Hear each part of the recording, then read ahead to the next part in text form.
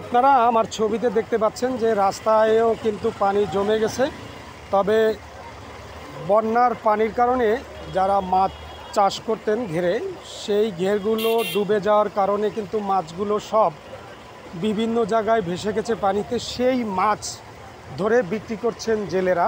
আমি সেই মাছ দেখানোর চেষ্টা করছি, আপনারা দেখতে থাকুন।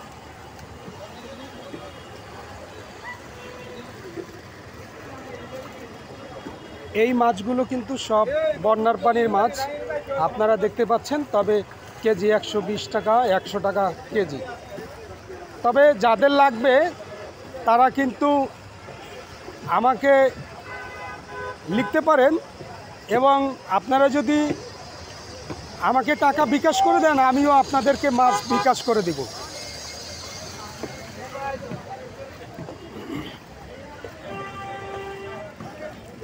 এই যে যতগুলো মাছ দেখছেন, এগুলো রুই, কাতল, পাঙ্গাস সবই কিন্তু এই বন্যার পানির মাছ।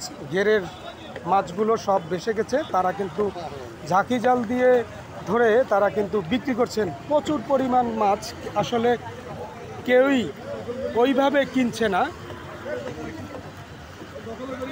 সব ছোট ছোট মাছ, বড় মাছও রয়েছে। আপনারা দেখতে পাচ্ছেন এইখানে একটি ভাই একটি বড় কাতল পেয়েছে, সেই জাল দিয়েই ধরেছে। আমি আপনাদেরকে একটু দেখানোর চেষ্টা করছি কাতল মাছ। আপনারা আমার ভিডিওতে দেখতে পাচ্ছেন যে একটি বড় কাতল পেয়েছে, কেজি 850 থেকে 900 টাকা কেজি যাচ্ছেন। এটাও কিন্তু এই সেই বন্যার পানির মাছ, ঘের থেকে ভেসে আসা। দেখুন এখানে কিন্তু সব মাছই রয়েছে, আমি আপনাদেরকে দেখাচ্ছি এক এক করে।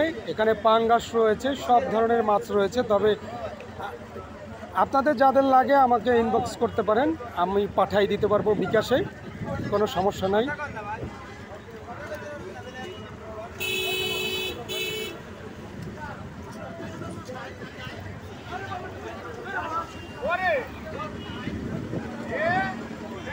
মাছগুলো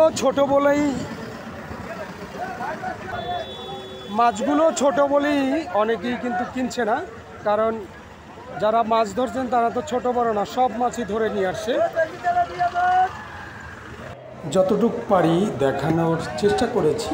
আমার ভিডিও যদি ভালো লেগে থাকে কমেন্টস করেন, শেয়ার করেন।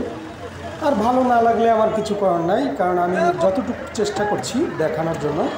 তবে সবাইকে আমার পক্ষ থেকে আসসালামু আলাইকুম। ফলো দিয়েন, লাইক দিয়েন, শেয়ার দিয়েন। সবাই ভালো থাকবেন।